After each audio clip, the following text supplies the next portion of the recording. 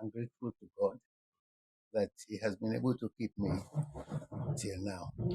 I didn't expect to be as old as I am. West. I spent 16 years in Britain at undergraduate and postgraduate level.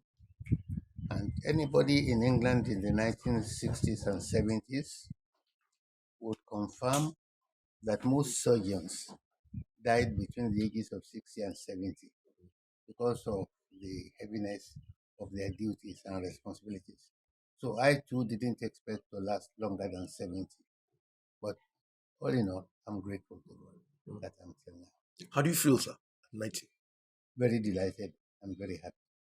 I'm grateful to God for all He has done. Now, as things stand now, all I can say is that I had had a very fulfilled life.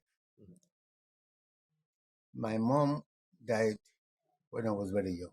I was under 10. But I was grateful to have a stepmother who looked after me like her own son.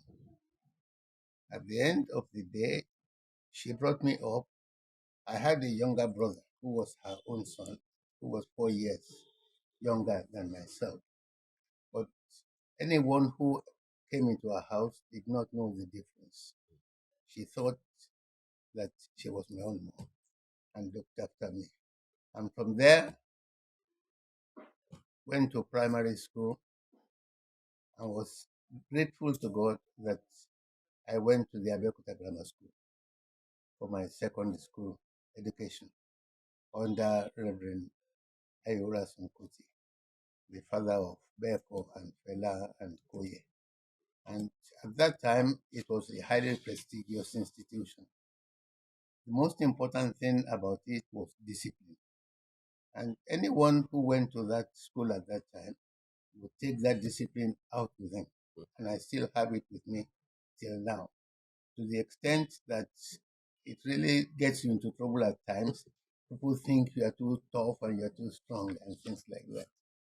Now, after I left the Abeokuta Grammar School, the usual thing at that time was to start work because we were lucky. I came out of the Abeokuta Grammar School very highly in the school stats, to the extent that I was lucky in 1951 when I left the Abeokuta Grammar School. I was first in the class of 60. Now, after we left school, we usually got jobs very easily. And two or three organizations had come to the Abeokuta Grammar School to interview us at that time. But my dad asked me what I wanted to do, and I thought I wanted to study medicine. I was selfish in picking medicine because at that time my uncle, Dr. Majekodunmi, was at that time in government. He was at one time Minister for Health and at another time the administrator of the old Western state. Now, why I said I was selfish was that every year my uncle came home on January 1 to visit.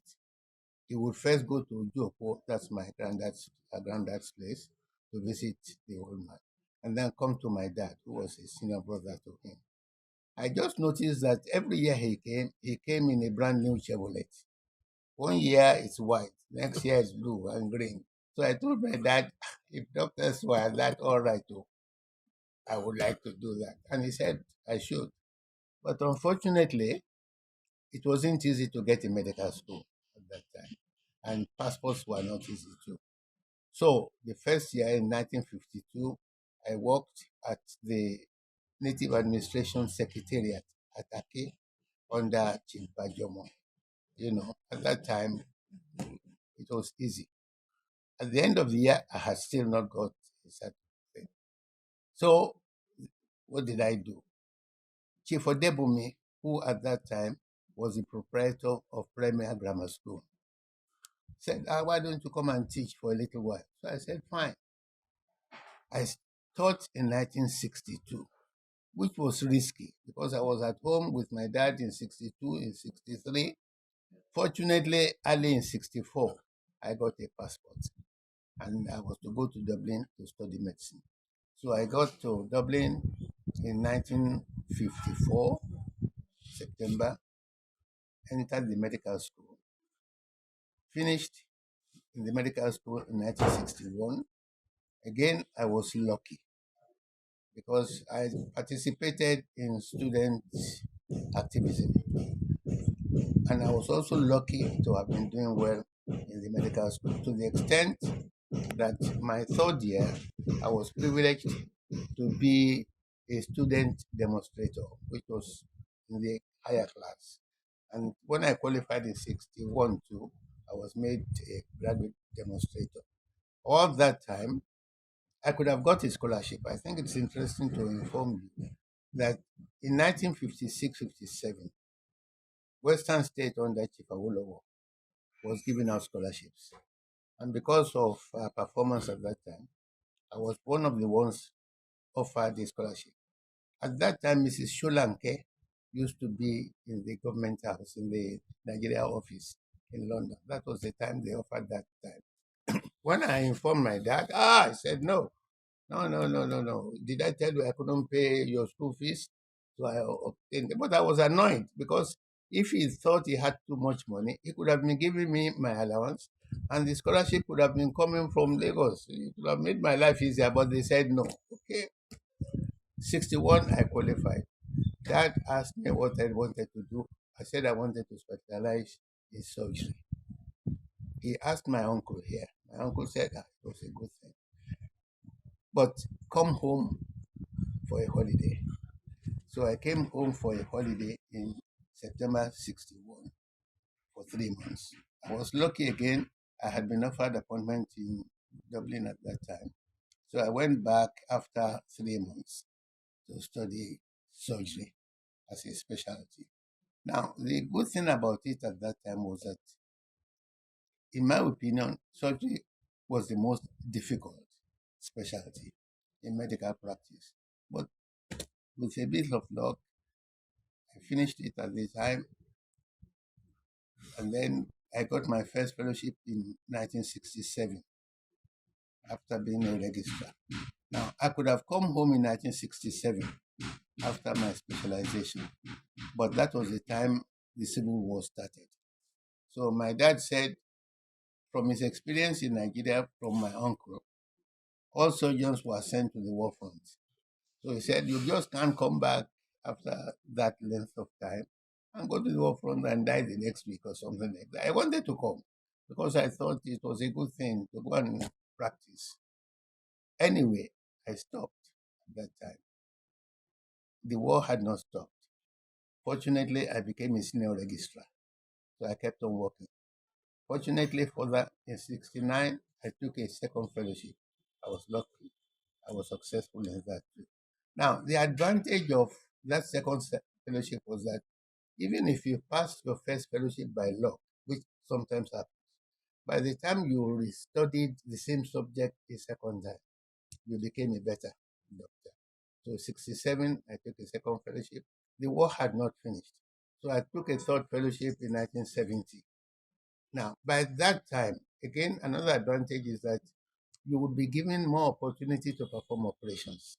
So between the 3 years of 67 and 70, I don't regret having to stay in England because it gave me the opportunity to perform surgical practice in the field. Then I was to return to Nigeria. I was lucky again. I was offered appointments at both the UCH and the Louth. I would have preferred Louth because at that time, Professor Lebute and Professor Adishola were my seniors in secondary school. They had become surgeons and became professors. So it would have been easier for me to interact with them.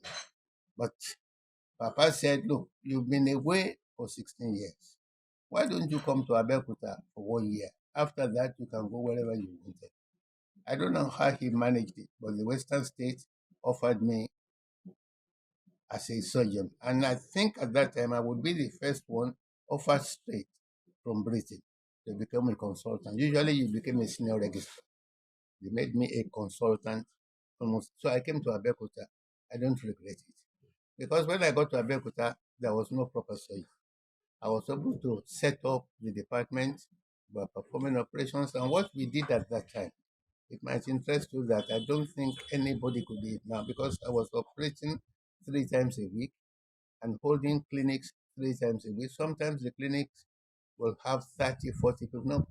Not anybody in England would dare do that. And surgery too, we're performing 6, 8 operations per day, 3 times a week. Now, problem about that is that you are afraid about mortality rates. If you performed 20 operations and one patient died, it will appear as if you were a batch. Nobody would remember the 19. So that's what I kept on doing until 1984. Fortunately, all that, well, our papa was a relatively wealthy man. And he said, okay, whilst you are working for government, because I said, okay, I will stay at Abeokuta. He said, good.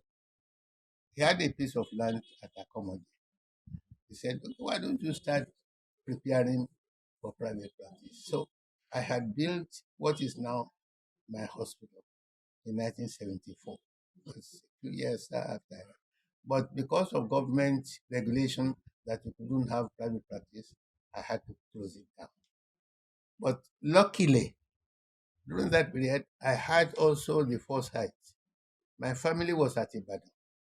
So every time I went to them on a fortnightly basis at Ibadan, I would go to the UAC in Ibadan, buy 2 beds today, one locker tomorrow. One. By the time it was about 2 or 3 years, the place was fully staffed. So that by the time I left the state hospital in 1984, I just went into my private practice the next day.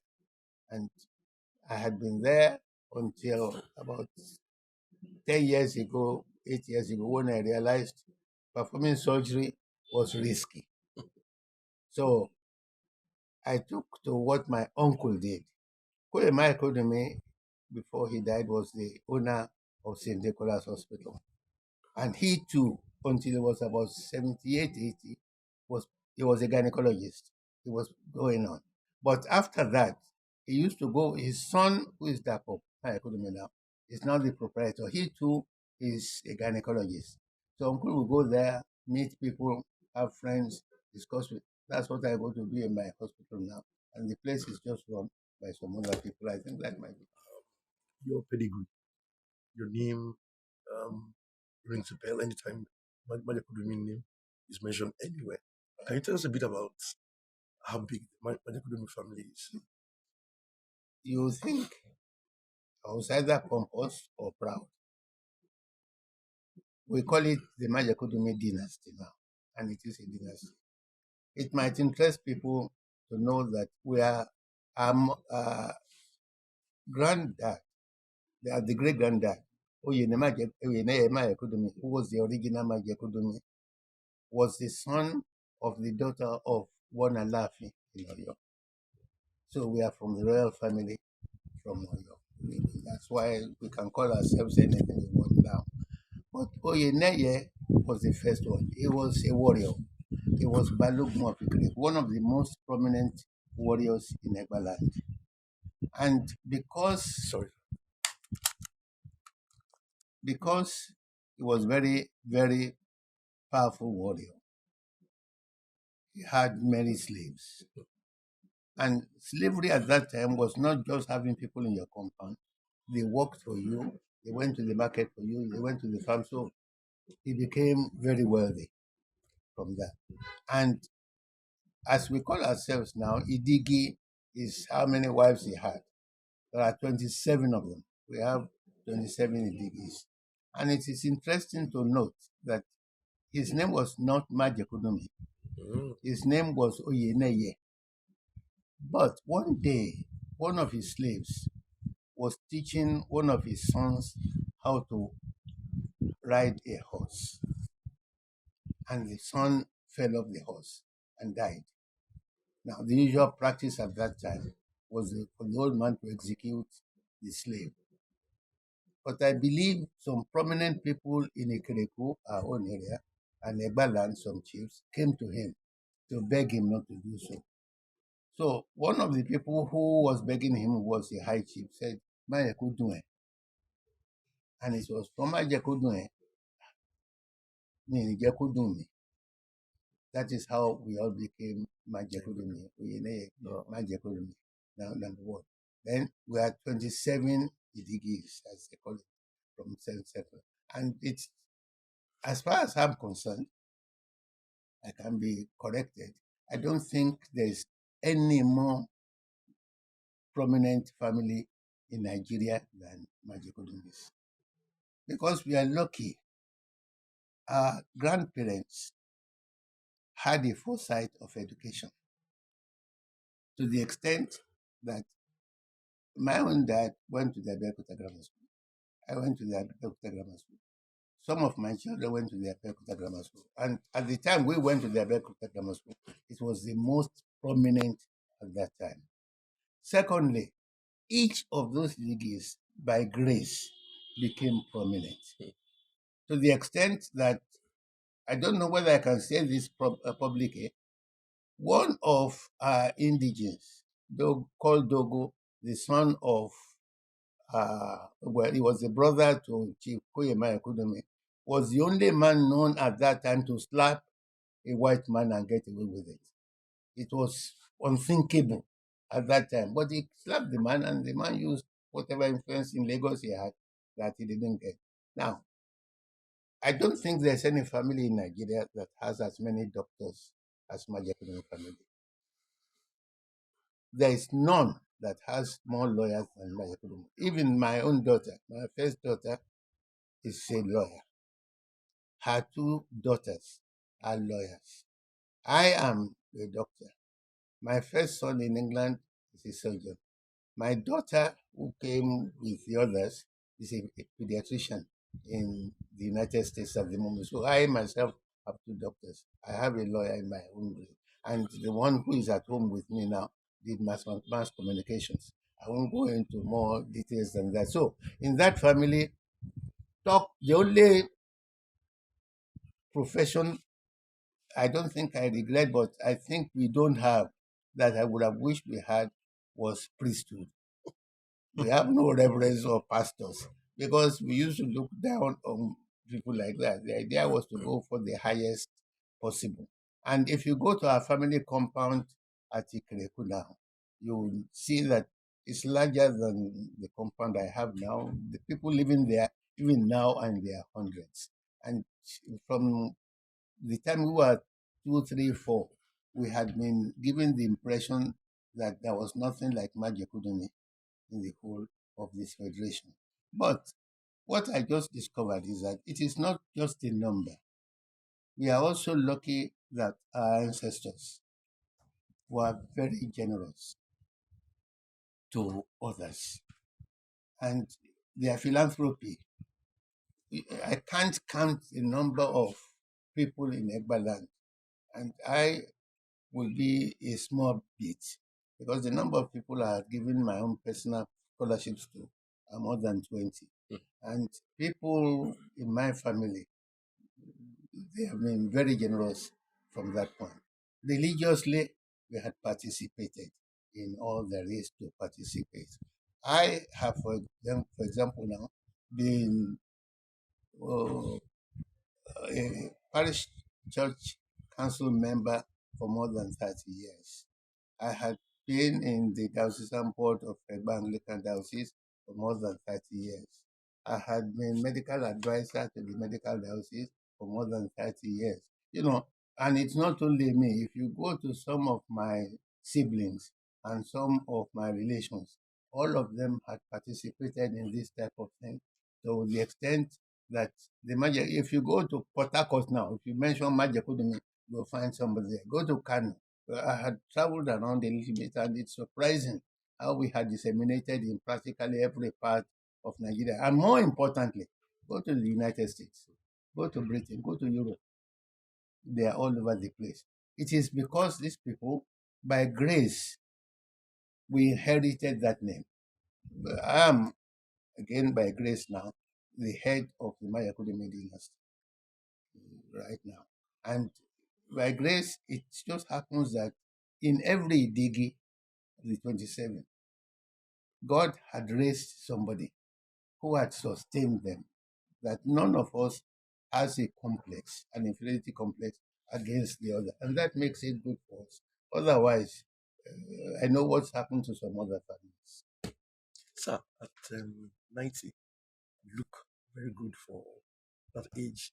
I thank God for that. You, I don't see you use glasses, and you also don't use walking stick. And I'm wondering, what is the secret? Can you share with us? I mentioned earlier on, it's Lord's grace. I didn't expect to last more than 70, but I have three advantages, I think. Nutrition wise, as I said, I was brought up at the Abeokuta Grammar School and in the boarding house under Reverend Kuti. I was in the boarding house there in my secondary school days. We had three good meals a day. We had a wash every day. We had to clean our clothes to the extent that people might not believe it. Every Saturday, we collected our clothes to be washed by a dry cleaner, not by us.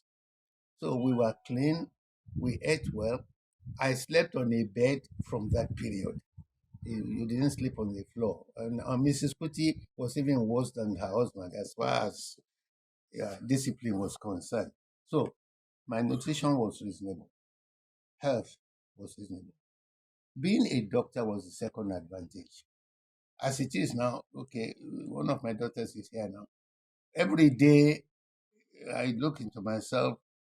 For example, for now, I am hypertensive naturally. I have prostate trouble naturally.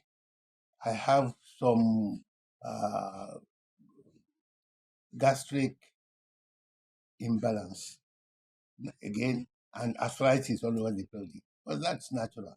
But because of that, if you go there, there's a chemist shop on that chair there.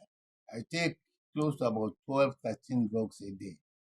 The moment something goes up, I also have the advantage that practically everybody you have in Ogun State now who are heads of institutions or hospitals had worked with me at Ijayi. So if I pick up the telephone, including the head of service now, Dr. Egoro, if I pick up the telephone now, ask any one of them in a specialty, well, I have a little bit of a pain in okay, well, I'm coming. They look after me.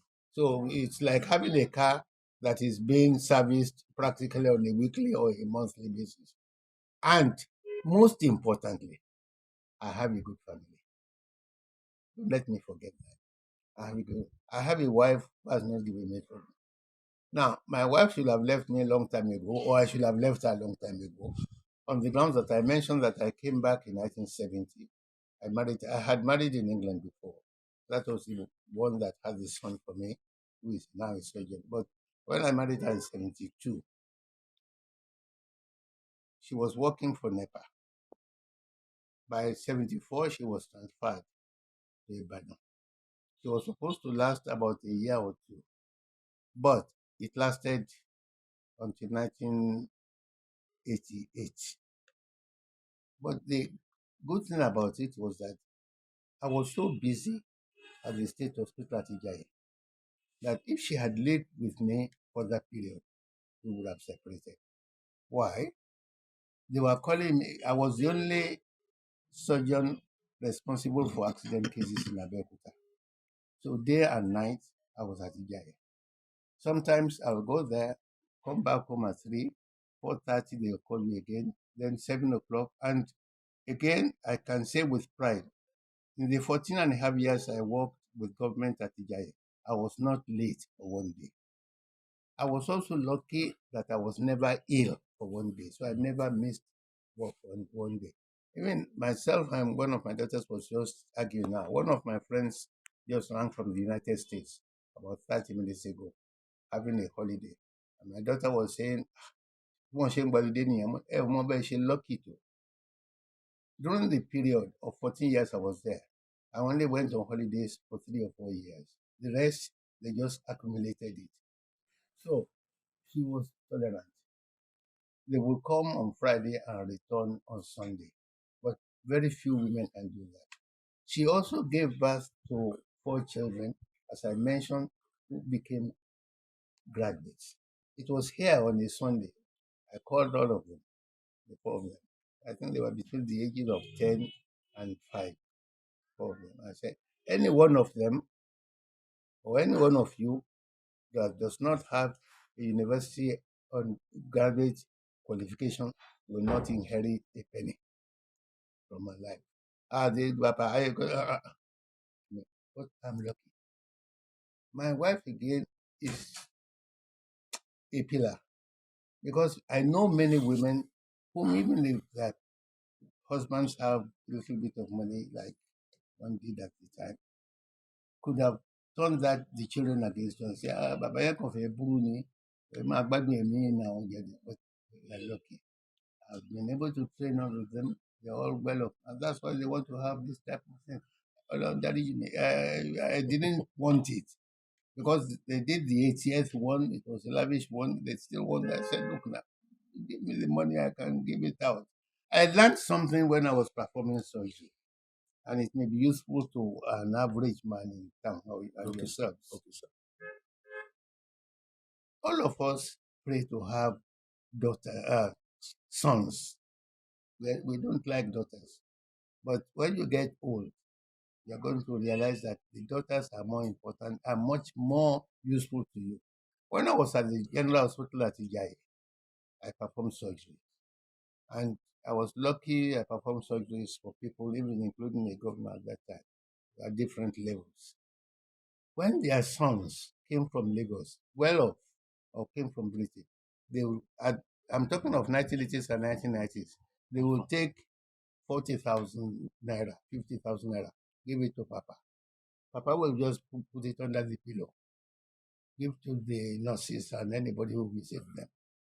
But I had examples of two women who were wives of governors who came to visit their people. I'll never forget.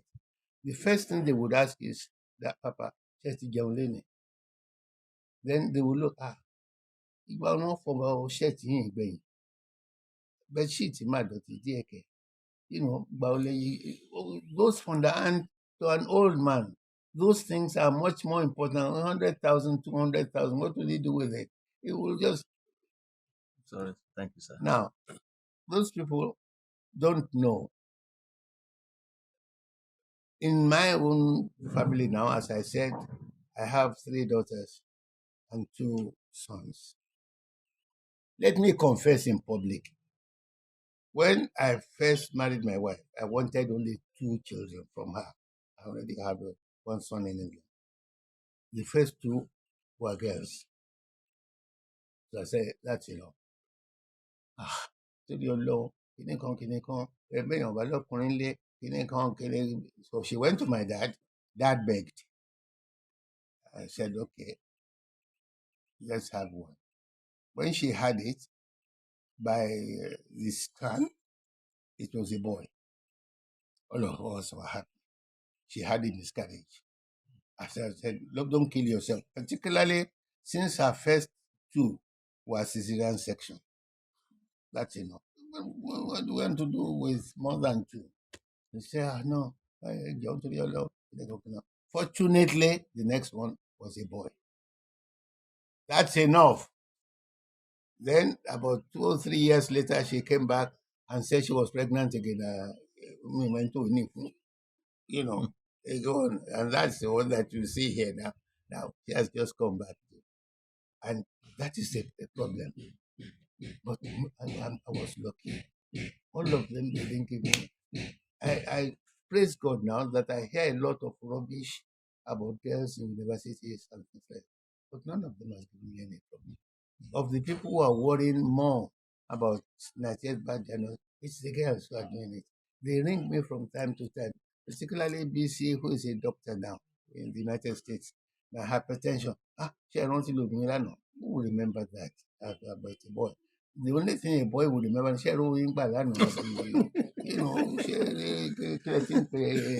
transfer. But what should I do with transfer? I'm a member of the Abeokuta Sports Club. I go there. Before they give me money, I bought beer and everything for everybody. But the ones who say, and it got me, true enough, I forget to take my drugs. You get my point. But when one of them rings, Did you remember to take your, sorry. Oh. Hey, that's what keeps you going. And the happiness of not having to go to police station to bring any one of them up. And I have not lost a child. I have not gone to the police station to do anything pertinent. None of them has gotten into trouble, particularly the ones who are doctors, have gotten into any medical problems that I can. Unfortunately, again, it might interest you. I have not spent a day in hospital from illness in the period of, and that is too gratifying. God. Sir, what other lessons would you say life has taught you at night? That life, Like the lessons life has taught you at night. ah, hmm, where can I start? Number one, everything revolves around God.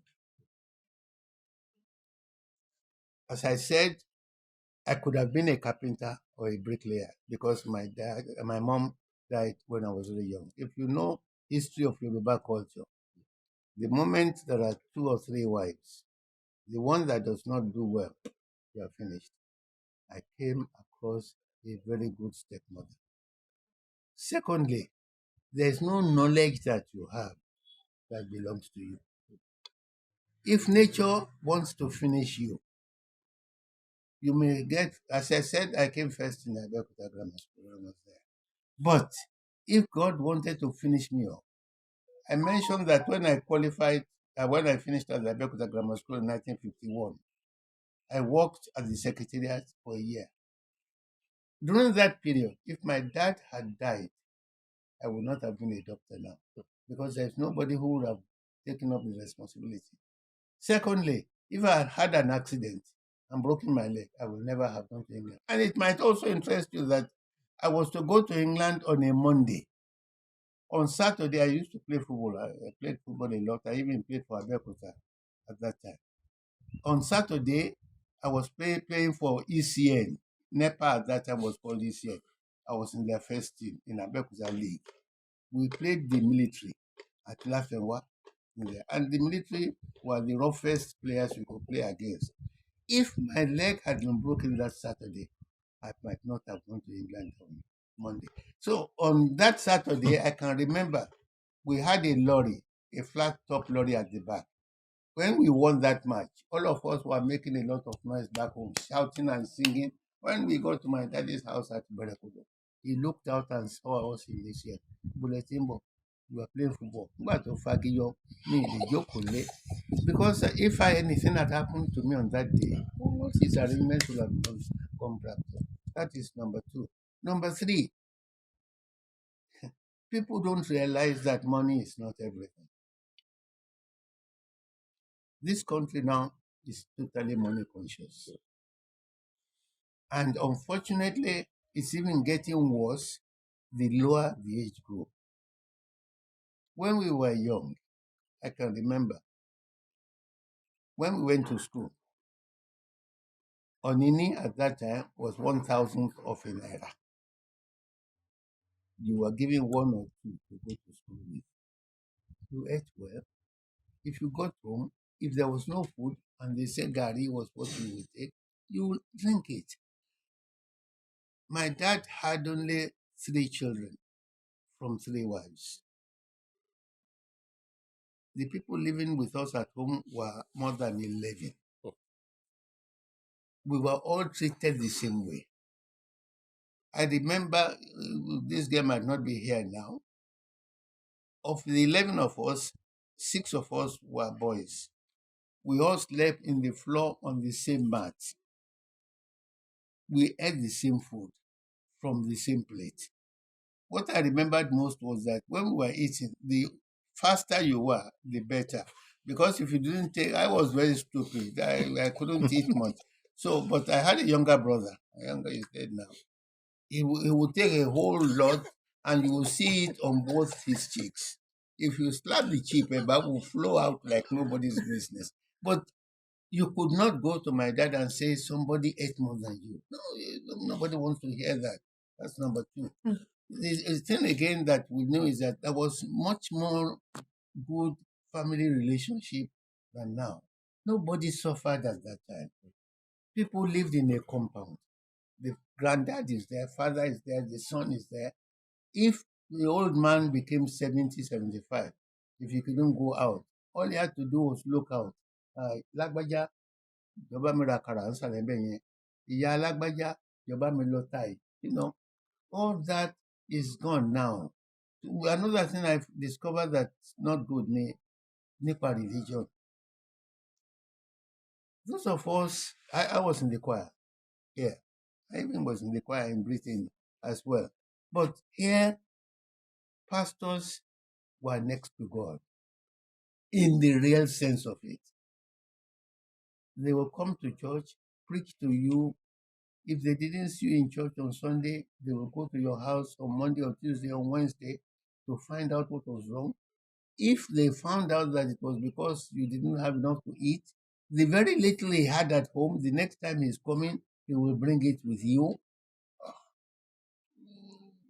The whole thing is upside down at the moment.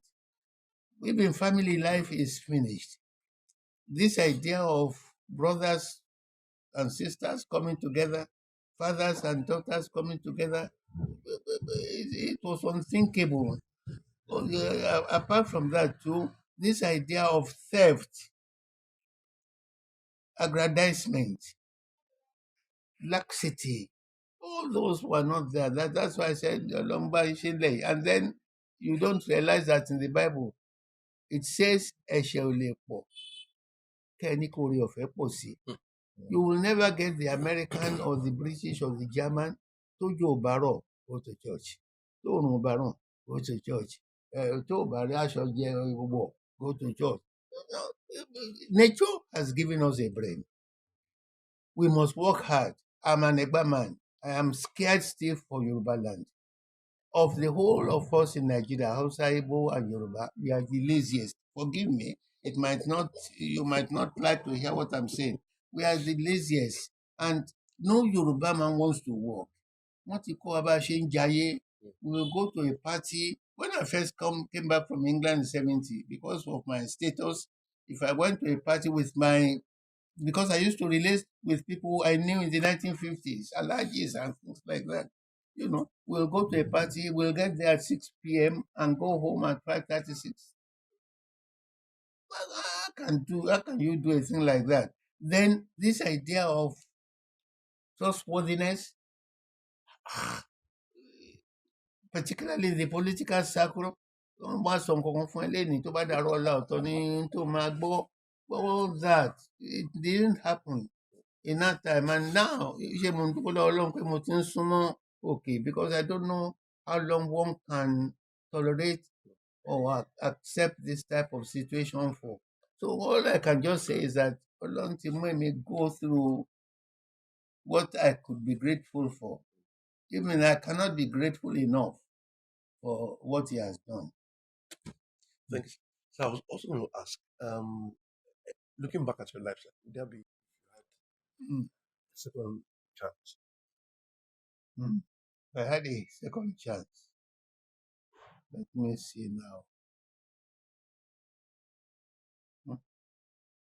Well, one of the things I would have done, which would not make you too happy, is that I wish I was not in Nigeria. I wish I had been born, even if it was Cotonou or whatever, the French territories. Because nature has given us too much. It's like anything else. The thing again, I don't know whether you're Christian or Muslim, the Bible is clear. Only He didn't say he would just give it to you. It is the churches that tell us how long he will do it according to one and Losorun. Most of what you will suffer for your sins are here. Therefore, you must realize that you shouldn't do all these things. But unfortunately, otherwise, how can you hear that somebody in service has 3 billion, 10 billion in account? From what I learned from my banking friends, if you have 1 billion in an account now, they will give you at the very least 10% interest. 10% interest means you will get 100 million per annum, which is almost 10 million per month, which is almost 30,000 per day. Oúnjẹ mélòó ló fẹ́ jẹ? Aṣọ mélòó ló fẹ́ wọ̀? These kids now have bought a hell of a lot of dresses for me over the past years. Most of them. When my own dad died, every year I used to buy lace for him. Lace every year. And during the year, whatever was possible. When he died, we discovered that there were 22 brand new laces. He didn't use them. My dad died at 88. At that time, we didn't know. I was buying. I didn't look at him to even make sure that he was out. So I didn't know. The same thing would happen. We don't need all that. What you need is to make somebody else happy. I find it easier now to spend money than 30 years ago. 30 years ago, you will calculate. Like when you were in the University of London, 200,000 naira. My brother, people put no bank account in. But Nishi, the only bank account I'm looking at is that one up there. So they see, and ọmọdé ìdẹ̀tí make it easier. Kí nǹkan tó ṣẹlẹ̀ láàrin ilé wọn bí màmá wọn. See them. So, regret. That's the only thing. It is what this country is becoming. But my upbringing, my educational background, my professional life, I had been lucky. My family life, I had been lucky. And I am at the Abeokuta Sports Club. Probably you didn't know that.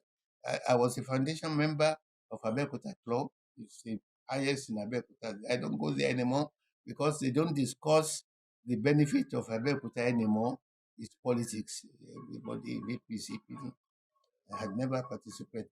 There was a time, I won't mention names, people came to me from the north. They wanted me to stand for Senate in 1988-89. At that time I said, no, leave me alone. And they were willing to pay. Everything was supposed to be a pay for nothing. Leave was alone. The rest of it, I just leave to Baba Nature.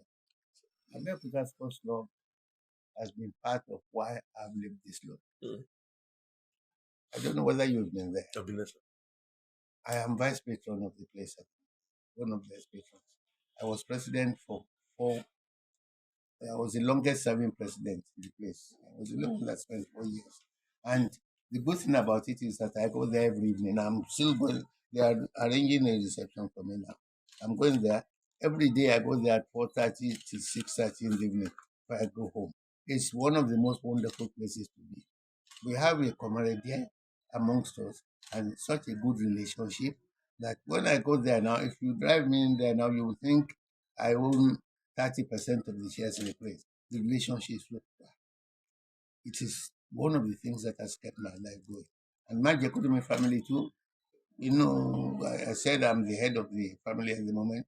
The type of relationship I have with Femi Majekodunmi, architect, son of Kuye, Sunday Majekodunmi, who is my brigadier, and the rest of them is too good. I have just been lucky. I've been lucky.